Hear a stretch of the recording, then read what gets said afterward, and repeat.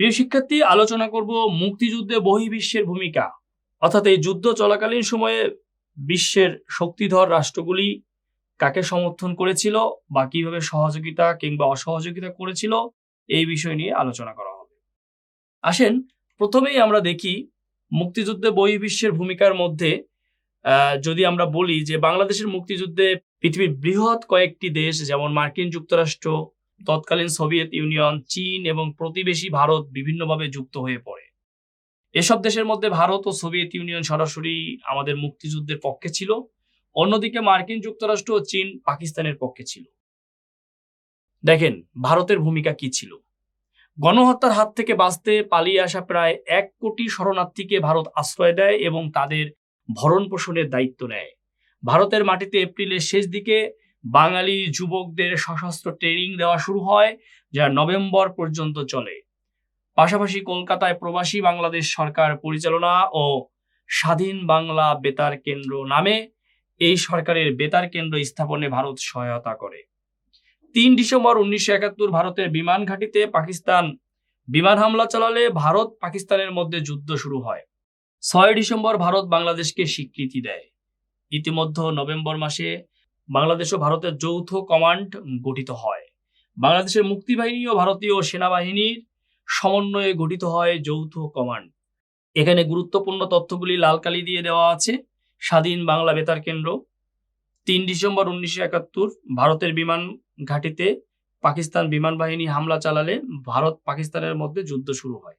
এর আগেই নভেম্বর মাসে একটি যৌথ কমান্ড গঠিত হয় বাংলাদেশ ও ভারতের মধ্যে। মুক্তিযুদ্ধে সোভিয়েত ইউনিয়নের ভূমিকা। সোভিয়েত ইউনিয়ন শেষ পর্যন্ত বাংলাদেশের মুক্তিযুদ্ধের পক্ষে ভূমিকা রেখেছিল। এপ্রিলের শুরুতেই মহান মুক্তিযুদ্ধের সময় সোভিয়েত প্রেসিডেন্ট ছিলেন পদ গৌরনী। এটি আমরা ভুল করে কোসিগান দেই, কোসিগান কিন্তু হবে না, কারণ কোসিগান ছিলেন প্রধানমন্ত্রী। এটি কিন্তু উত্তর হবে পদ গৌরনী। বাংলাদেশে গণহত্যা বন্ধ করার জন্য প্রেসিডেন্ট ইয়াহিয়াকে চিঠি দেন।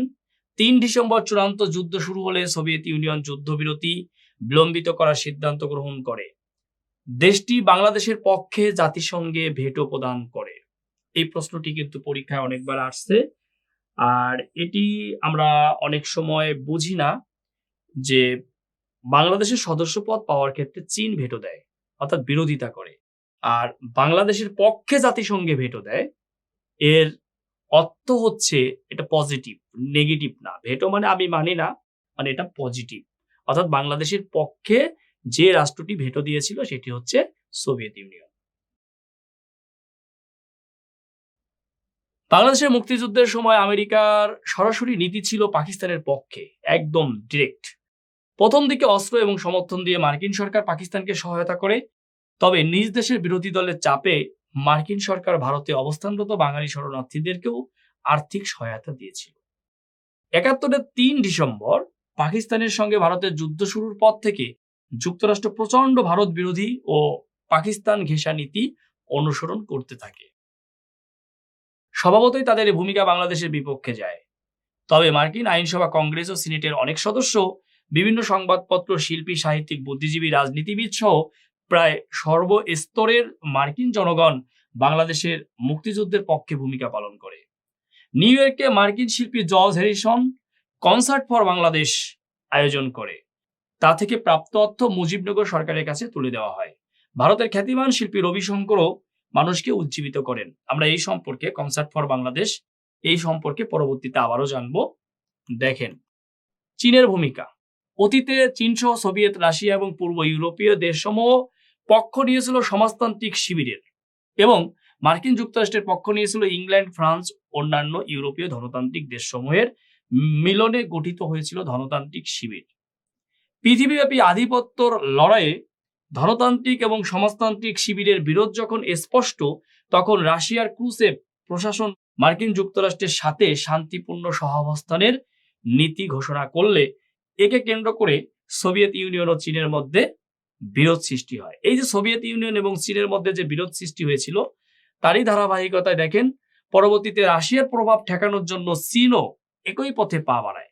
অর্থাৎ কেন চীন আমাদের বিরুদ্ধে গেল, আপনাকে এটা বুঝতে হবে।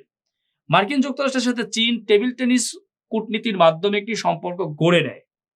বাংলাদেশের মুক্তি সংগ্রামের প্রতি মার্কিন যুক্তরাষ্ট্রের ভূমিকায় চীন পাকিস্তানের পক্ষ অবলম্বন করে।